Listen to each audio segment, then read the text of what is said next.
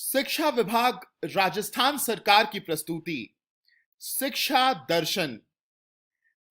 बच्चों देखो ज्ञान बढ़ाओ, पढ़ते जाओ बढ़ते जाओ। डीडी राजस्थान पर सोमवार से शनिवार क्लास 1 से क्लास 12 तक। क्लास 9th और 10th के लिए 12:30 से 1:30 बजे तक। क्लास 11-12 के लिए दोपहर 1:30 बजे से 2:30 बजे तक। और क्लास 1 से 8 के लिए 3 बजे से 4:15 तक।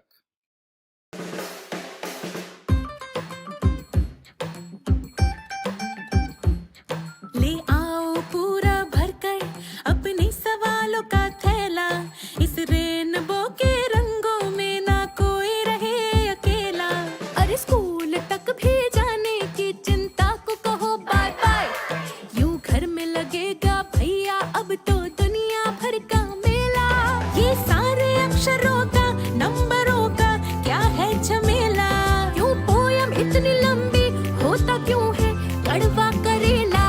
अपनी कहानी जो जी चाहे वो लिखे, ओ स्कूल टीवी से अब समझे और सीखे।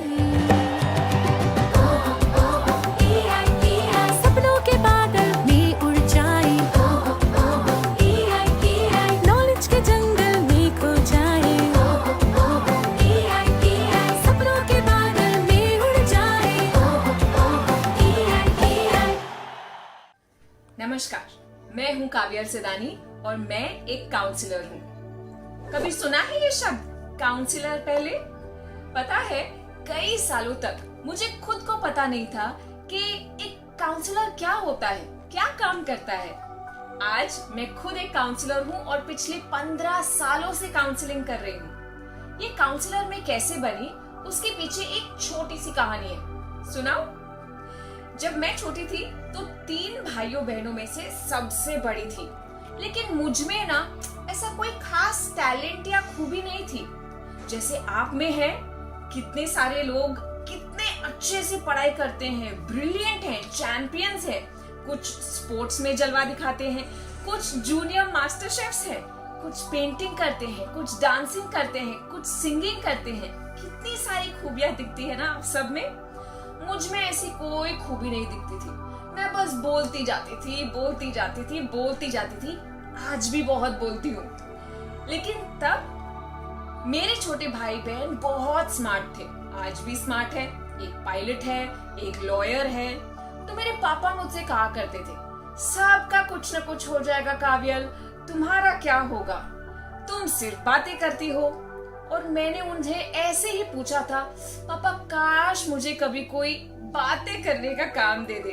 और देखिए, मैं बातें कर रही हूँ अभी आपके साथ। जैसे ही मैं बड़ी हुई तो नाराज रहती थी, अपसेट रहती थी।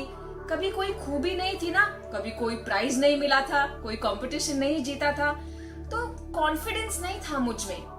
ऐसा लगता था कि पता नहीं मैं किसी चीज के काबिल हूँ या काबिल नहीं हूँ, कोई मुझे पसंद करेगा, पसंद नहीं करेगा, मैं कभी भी कुछ भी बन पाऊंगी या नहीं। तो जैसे चुपचाप रहती थी तो मुझे किसी ने कहा, शायद तुम्हें काउंसलर की जरूरत है।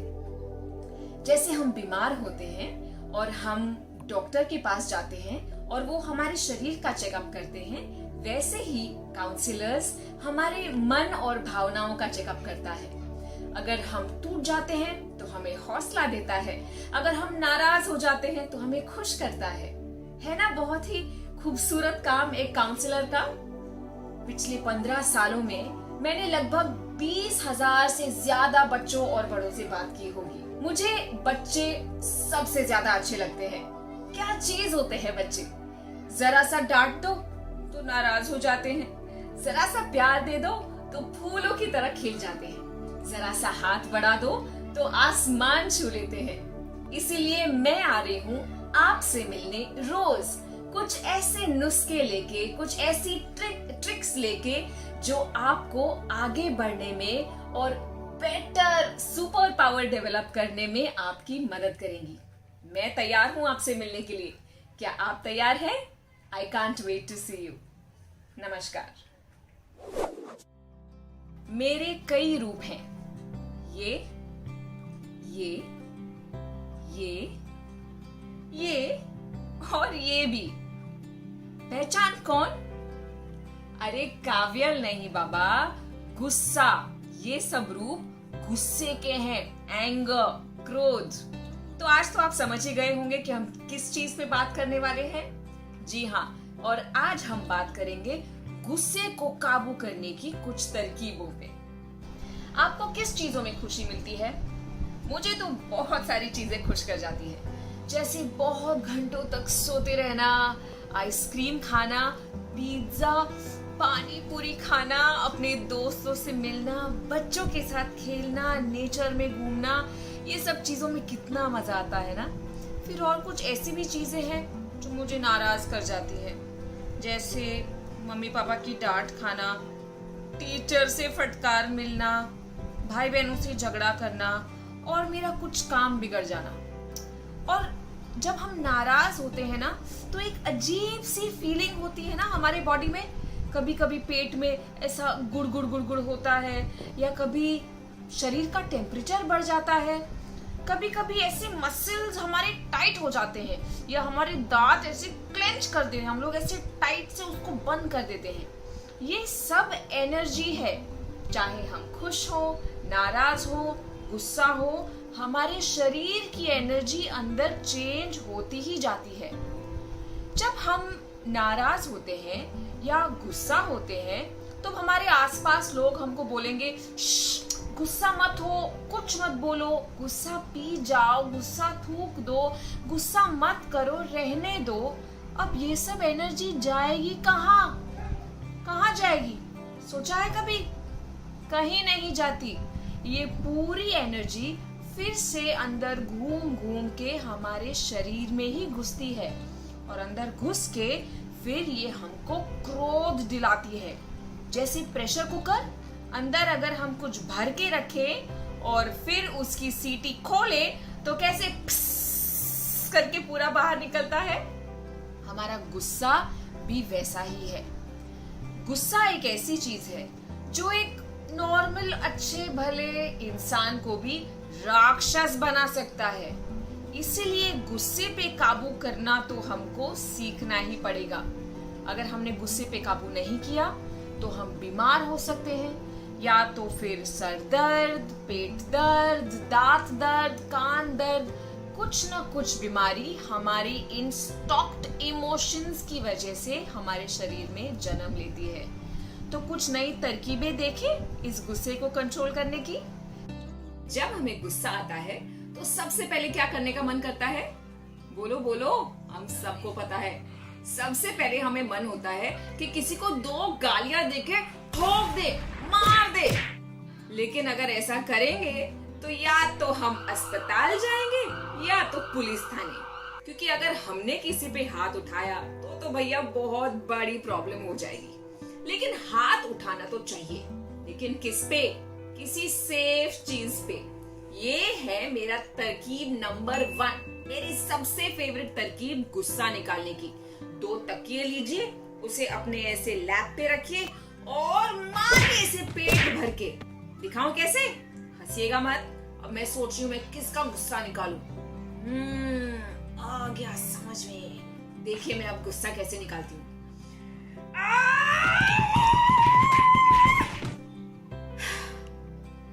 निकल गया गुस्सा।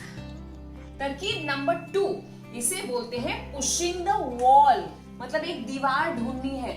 और जैसे मैंने बताया कि बहुत सारी एनर्जी हमारे शरीर में घूमती रहती है, स्पेशली गुस्से वाली। ये एनर्जी को हमें दीवार पे निकालना है। कैसे? ये सोचना है कि ये दीवार को मैं धक्का मार के आगे लेके जाने वाली हूँ। पूरी ताकत लगानी है, ही मैन सुपरमैन के जैसे। ये देखिए,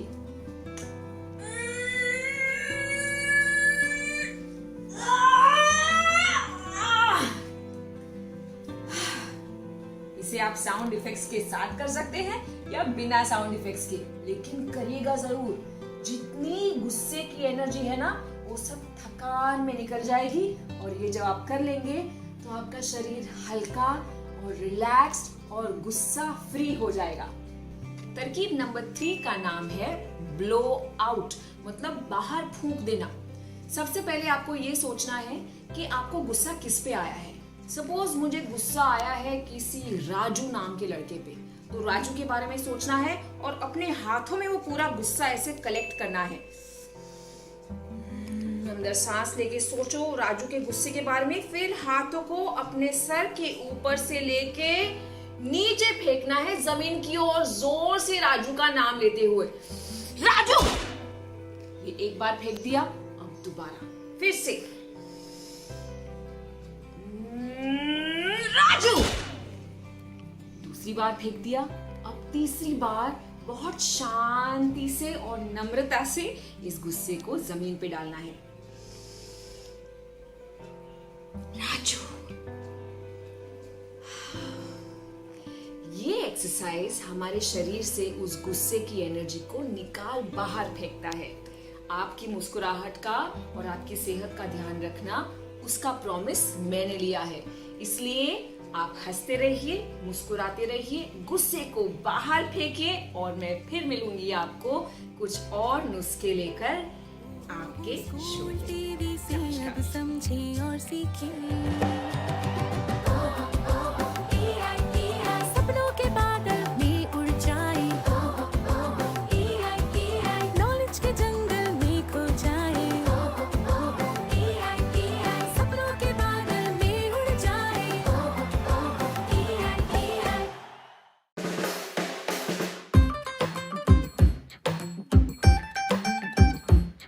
ले आओ पूरा भरकर अपने सवालों का थैला, इस रेनबो के रंगों में ना कोई रहे अकेला।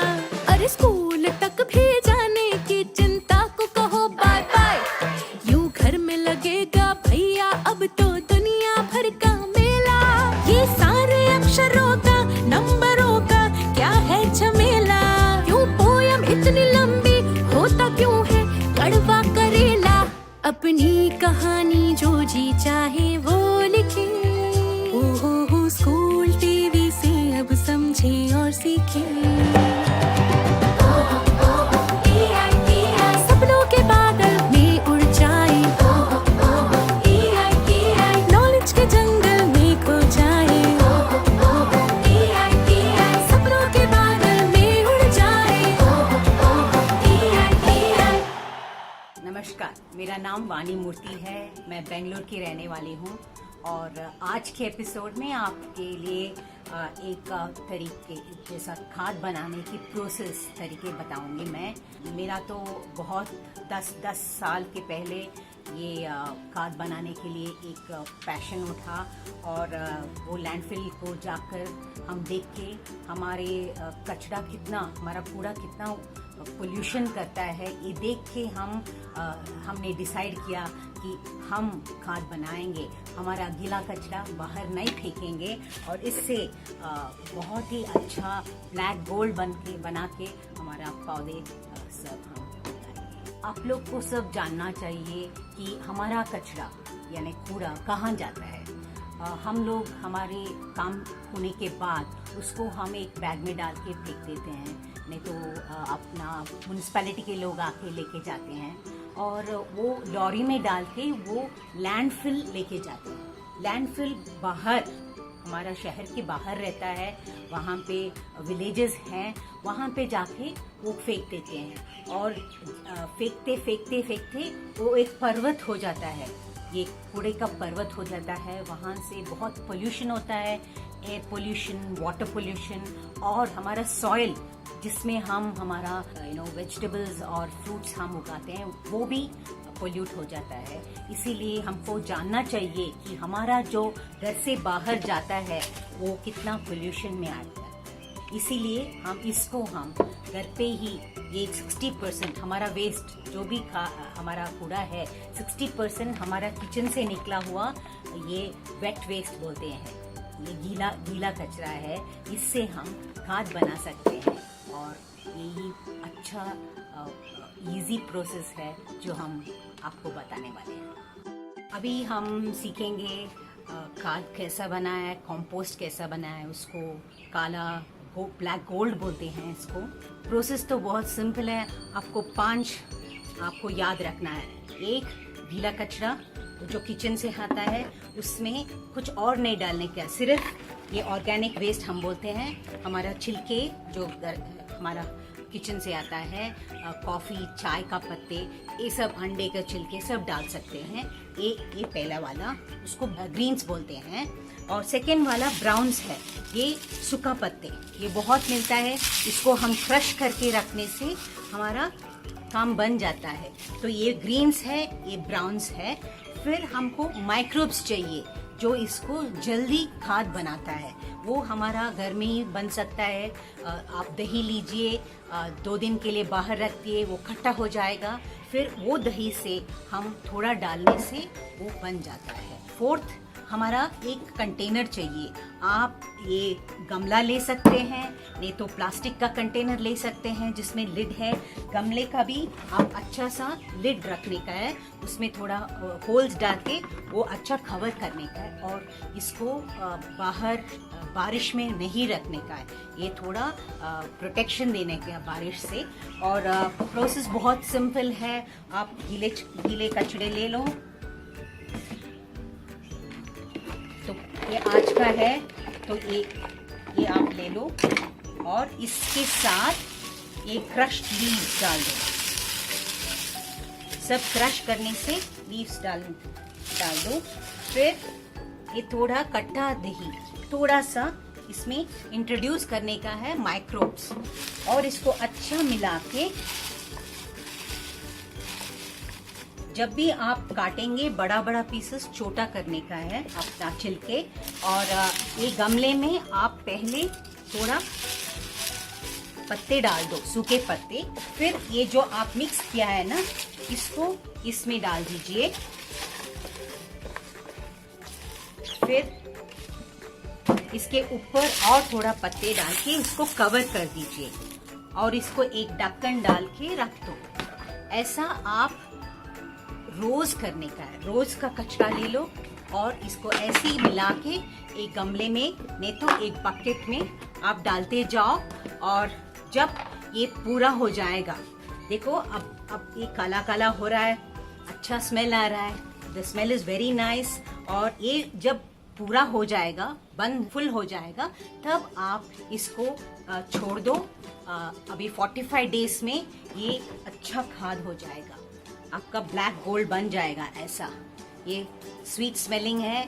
और इसको आप पौधे में डाल दिए तो अच्छा वेजिटेबल्स, फ्रूट्स सब हम उगा सकते हैं। तो ये सिंपल मेथड है करने का, और ऐसे ही कर।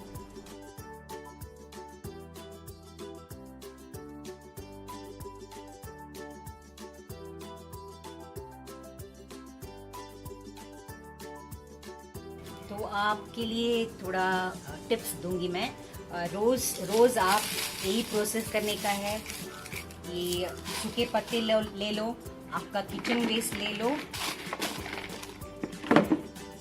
थोड़ा सा कट्टा दही उसमें डालो, मिक्स करो, अच्छे से मिक्स करो और बकेट में नहीं तो आपके गमले में डाल दो। अभी ये बहुत ही गीला हो गया तो पत्ते कम हुआ आपका। ये कचरा आप जब देखेंगे तो बहुत गीला हो गया तो आप पत्ते कम किया है, और बहुत ही ड्राई हो गया तो आपका पत्ता ज़्यादा हो गया। तो वो बैलेंस आपको ही मिलेगा।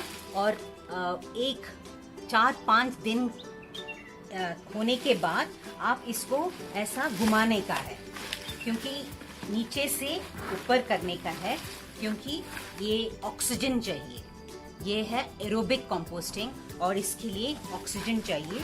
और इसको हम ऐसा टर्न करने से वो जो भी है वो माइक्रोब्स उसके लिए अच्छा रहेगा और वो जल्दी भी हो जाएगा, हमारा कंपोस्टिंग भी जल्दी हो जाएगा। तो वो भूलना मत। हाँ, 4-5 दिन एक बार आप इसको हिलाते रहना है। आप सबके लिए एक चैलेंज बनाया भी। आप 10 दिन के लिए अपना किचन वेस्ट जो आप कलेक्ट करते हैं रोज़, उसको 10 दिन के लिए बाहर नहीं फेंकने का है, और इसको आप खाद बनाने के लिए एक प्रयत्न करना पड़ेगा।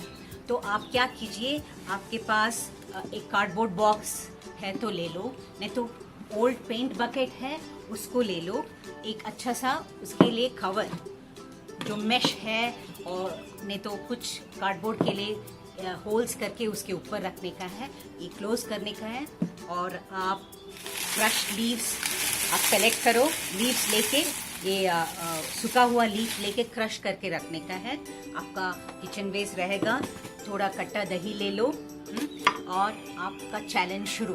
रोज आप यही प्रोसेस करने का है। आपका बकेट में थोड़ा ड्राई लीव्स नीचे डाल दो, फिर किचन का वेस्ट लेके वो ग्रीन्स और ये ब्राउन्स दोनों मिक्स करके थोड़ा सा कटा दही, ये माइक्रोब्स डाल दो और इसमें कलेक्ट करो 10 दिन के लिए। 10 दिन के लिए, और भूलना मत 4-5 दिन के एक बार उसको हिलाने का है, क्योंकि वो ऑक्सीजन उसके अंदर जाने का है। और 10 दिन के बाद वो रख दो, और 1 महीने के बाद आपको मालूम हो जाएगा कि वो इतना अच्छा खाद बन जाता है। और ये हम इस्तेमाल करेंगे हमारे गार्डन में, और हम उगाएंगे पालक, मेथी, मिर्ची, जो भी हमको चाहिए वो हम उगा सकते हैं। देखिए ये सब है हमारा, और ये खाद इसमें डालने से पौधे भी बहुत ही अच्छा आएगा और खाने में भी बहुत स्वाद है। आप लोग भूलिए मत, 1 महीने के बाद जब आप अपने गीले कचरे से एक खाद बन जाएगा तो जरूर एक फोटो निकाल के हमको भेज देने का। ऐसा स्कूल टीवी से अब समझे और सीखे, सपनों के बादल में उड़ जाए, नॉलेज के जंगल में खो जाए, सपनों के बादल में उड़ जाए।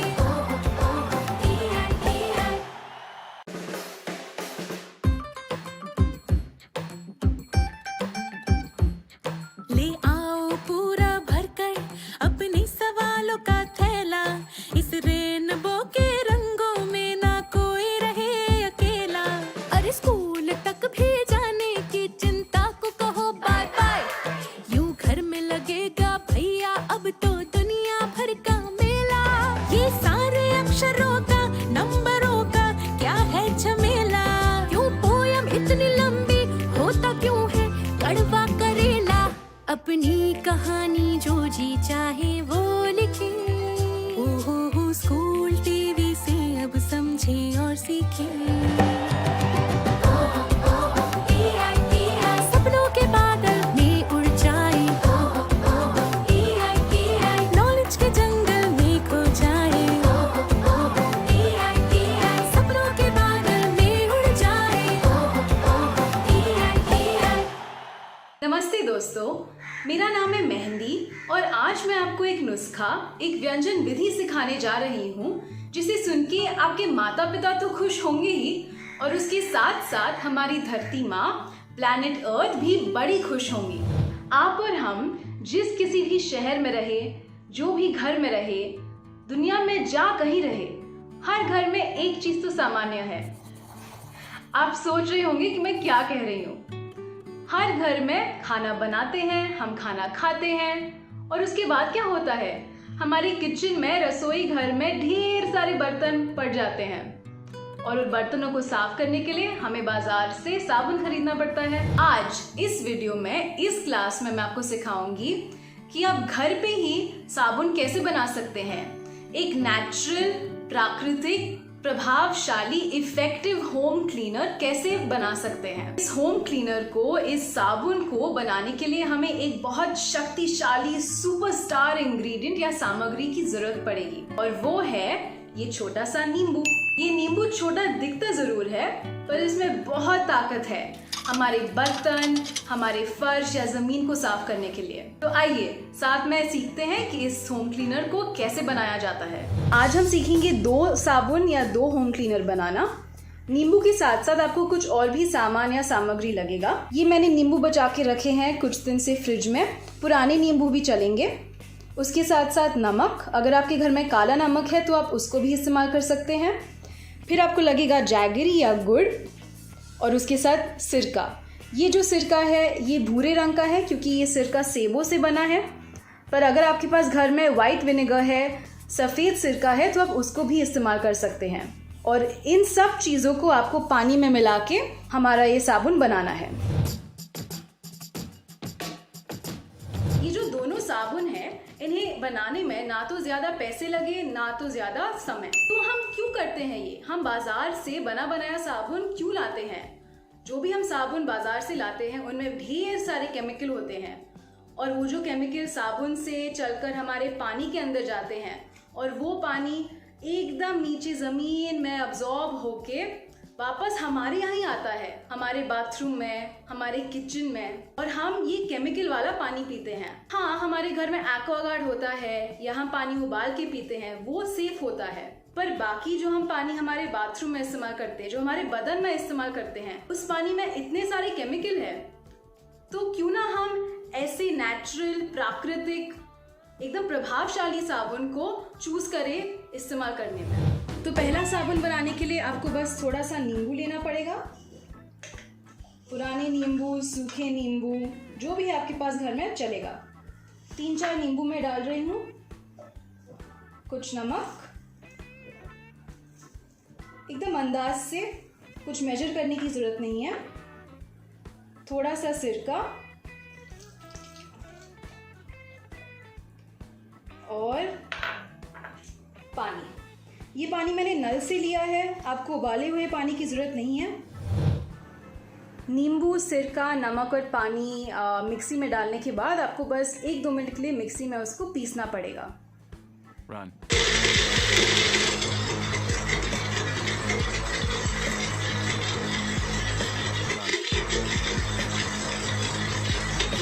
मिक्सी में पीसने के बाद ये तैयार है हमारा पहला साबुन। इसमें ऐसी बड़ी अच्छी नींबू की खुशबू आ रही है। अगर आपके घर में नींबू नहीं है और संतरे के छिलके हैं तो आप संतरे के छिलके के साथ भी ये साबुन बना सकते हैं। मिक्सी में पीसने के बाद हमारा साबुन ऐसा दिखता है। हमने इसे ज़्यादा पतला नहीं बनाया है ताकि आप जो भी पीस है नींबू के आप उसको इस्तेमाल कर सकते हैं अपने बर्तन को मलने के लिए। तो जैसे आपने देखा, हमें इस साबुन को बनाने में बस 5 या 10 मिनट लगे और हमने कोई महंगा सामग्री या इंग्रेडिएंट्स भी इस्तेमाल नहीं किए। हमारे पास जीने के लिए बस एक ही प्लैनेट अर्थ है। तो अगर आप और हम घर में कुछ थोड़ा सा आसान बदलाव कर सकते हैं जिससे हम ये प्लैनेट को, इस अर्थ को बचा सकते हैं, जिससे हम अपना और अपने परिवार के हेल्थ को, स्वास्थ्य को प्रोटेक्ट कर सकते हैं, तो क्यों ना हम ये छोटा सा बदलाव करें। और इसी विचार से मैंने आज सोचा कि मैं आपको कुछ नया सिखाऊं जिससे आप अपने ज़िंदगी में, अपने परिवार की ज़िंदगी में थोड़ा सा बदलाव ला सके। आप अपने ही एक घर में बहुत सारा पोल्यूशन कम कर सके और घर पे सस्ता सा साबुन बना के आप अपने पापा और मम्मी के थोड़े पैसे बचा सके। हमारा जो दूसरा साबुन है वो भी नींबू से बनता है, या अगर संतरे के छिलके हैं आपके पास तो आप वो भी इस्तेमाल कर सकते हैं। फर्क पहले और दूसरे साबुन में ये है कि जो पहला साबुन है आप बना के तुरंत ही इस्तेमाल कर सकते हैं। जो दूसरा साबुन है वो उसे तैयार होने में 90 दिन लग जाते हैं, और वो दूसरा साबुन जो है वो आप बर्तन और आपके घर की फर्श या ज़मीन साफ करने के लिए भी इस्तेमाल कर सकते हैं। तो चलिए आगे बढ़ते हैं। इस दूसरे साबुन के लिए ये सारे इंग्रेडिएंट्स, सब सामग्री को आपको तौल के डालना पड़ेगा। आइए मैं दिखाती हूँ। 1 कटोरी नींबू, ये पुराने हैं, सूखे छिलके हैं, इसका आप कोई फिक्र मत कीजिएगा, जो भी आपके घर में है आप इस्तेमाल कर दीजिए। और याद रखिए, अगर आपके घर में नींबू नहीं है पर मौसम्बी या संतरे के छिलके हैं, जो भी सिट्रस फ्रूट है आपके घर में, आप उसको भी इस्तेमाल कर सकते हैं। तो ये चला हमारा नींबू इस पतीली में।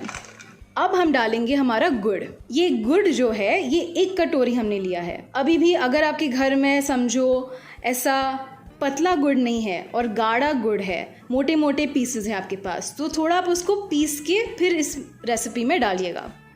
अभी हम सब सामान, पानी, नींबू, गुड़, जैगरी को मिला के हमें इस बोतल में डालना है, इस बोतल में स्टोर करना है। तो 90 दिन के लिए आपको इस बोतल को आपके घर में कोई भी अंधेरा जो कोना है उसमें रख देना है और हर रोज 1 मिनट के लिए बस इस बोतल की ढक्कन को खोलना है।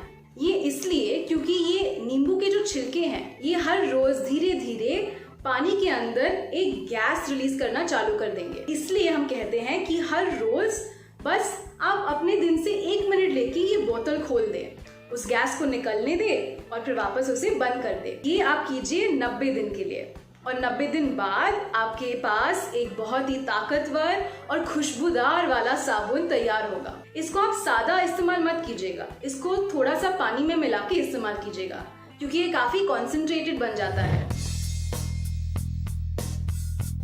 तो मैंने तो आपको सिखा दिया, आपको पता है कि आपको साबुन बनाने में क्या चाहिए और कैसे बनाते हैं। अब मैं आपको मुकाबला देती हूँ, चैलेंज करती हूँ कि आप ये वीडियो देख के तुरंत अपने किचन में जाइए, अपनी मम्मी से पूछिए, मम्मी नींबू है घर में, संतरा है घर में, उसका मैं साबुन बनाऊंगी या बनाऊंगा। तो जाइए आप अपने रसोई घर में नींबू खोजिए, संतरा खोजिए और आपकी मम्मी को बताइए कि आज आपने कुछ नया सीखा है और जो आपने सीखा है वो आपकी मम्मी और पापा के भी इस्तेमाल आएगा। क्या पता आपकी मम्मी खुश होकर आपका बड़ा मनपसंद खाना बना दे आज रात। जो भी आप साबुन बनाएंगे उसके फोटो या वीडियो आप हमें भेजिएगा व्हाट्सएप पे, हमें भी तो देखना है आपने क्या बनाया। ये चैनल, ये वीडियोस देखते रहिए और जो भी हम आपको नया सिखाएंगे उसको जरूर ट्राई करना। अगली बार फिर से मिलेंगे, तब तक अलविदा। समझे और सीखे सपनों के बादल में उड़ जाए, नॉलेज के जंगल में खो जाए, सपनों के बादल में उड़ जाए।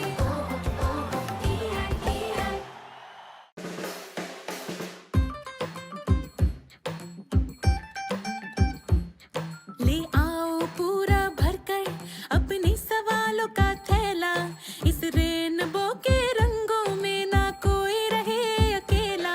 अरे स्कूल तक भी जाने की चिंता को कहो बाय बाय, यूं घर में लगेगा भैया अब तो दुनिया भर का मेला। ये सारे अक्षरों का, नंबरों का क्या है झमेला, क्यों पोयम इतनी लंबी होता क्यों है कड़वा करेला। अपनी कहानी जो जी चाहे वो लिखे, ओहो स्कूल टीवी से अब समझे और सीखे।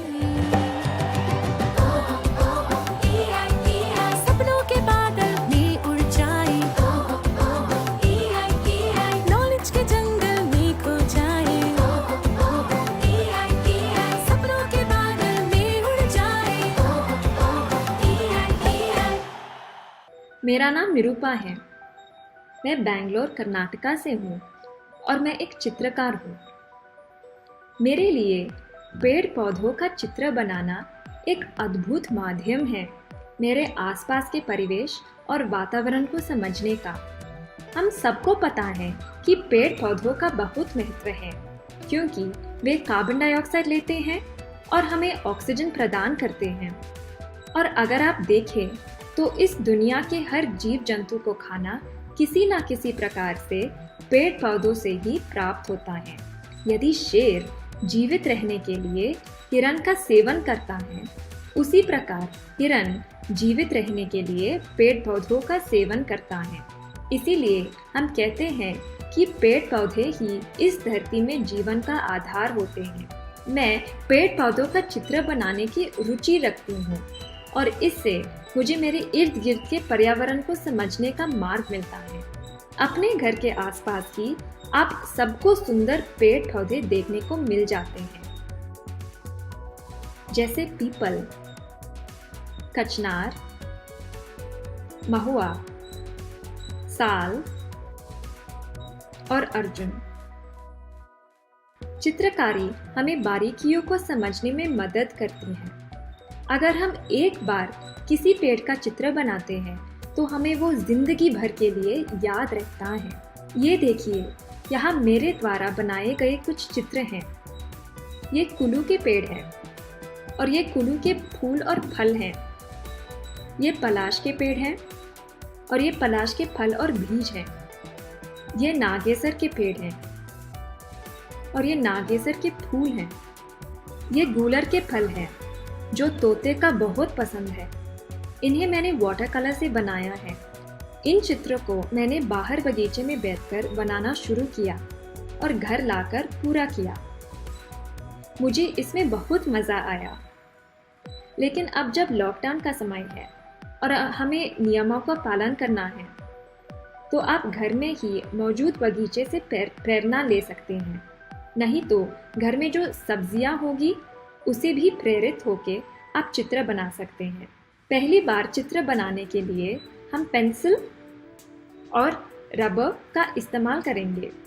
याद रखना, पहली बार चित्र बहुत हल्के हाथों से बनाना चाहिए, क्योंकि इससे रबर से मिटाने में आसानी होगी। एक सही चक्र बनाना बहुत मुश्किल होता है, लेकिन हम पहली बार में लगभग वैसा ही कुछ बना सकते हैं और बाद में धीरे धीरे इसी में सुधार ला सकते हैं। आइए हम एक सरल एक्सरसाइज से शुरू करते हैं। देखिए, ये एक बोतल है। अगर हम सीधे ही इसका चित्र बनाने का प्रयास करें तो वो शायद मुश्किल होगा, लेकिन थोड़ा समझ के पहले इस बोतल का पूरा आकार को ध्यान से देखें, तो इससे हम छोटे छोटे आकार में बांट सकते हैं, जिसे हम वन डायमेंशनल कहते हैं। ऐसे छोटे छोटे आकार में तोड़ने से मुझे सही आकार बनाने में आसानी होती है। धीरे धीरे हम इस चित्र में बदलाव लाते हैं। जब चित्र की रूपरेखा सही हो जाए, तभी हम विस्तार से छोटी छोटी बारीकियों पर काम कर सकते हैं, जैसे कि परछाई, लेबल या लोगो। याद रखिएगा, सभी छोटी छोटी बारीकियां भी उसी आकार की होनी चाहिए। ऐसा करने से पूरे चित्र में गहराई आएगी और ये चित्र हमें 3 डायमेंशनल दिखने लगेगा। अब हम इसी तरीके से किसी भी वस्तु का चित्र बना सकते हैं। एक चिड़िया को भी खूबसूरत चित्र में परिवर्तित किया जा सकता है। हम इसे अगले क्लास में सीखेंगे। आज आपके लिए 2 एक्सरसाइज है। पहली एक्सरसाइज, 3D आकार बनाने का प्रयत्न करें। दूसरी एक्सरसाइज, घर में पड़ी हुई किसी भी वस्तु जैसे बोतल, बाल्टी, झाड़ू, कुकर को लेकर एक सरल सा चित्र बनाएं। इसमें एक कप है और एक किताब है। अगले क्लास में हम आपके पसंदीदा फल का चित्र बना सीखेंगे। धन्यवाद। See you next time. अब समझे और सीखे सपनों के बादल में उड़ जाए, नॉलेज के जंगल में खो जाए, सपनों के बादल में उड़ जाए। इस प्रसारण से संबंधित सुझाव और अपने प्रश्न इत्यादि आप हमें इस ईमेल एड्रेस पे भेज सकते हैं, शिक्षा दर्शन राजस्थान @gmail.com।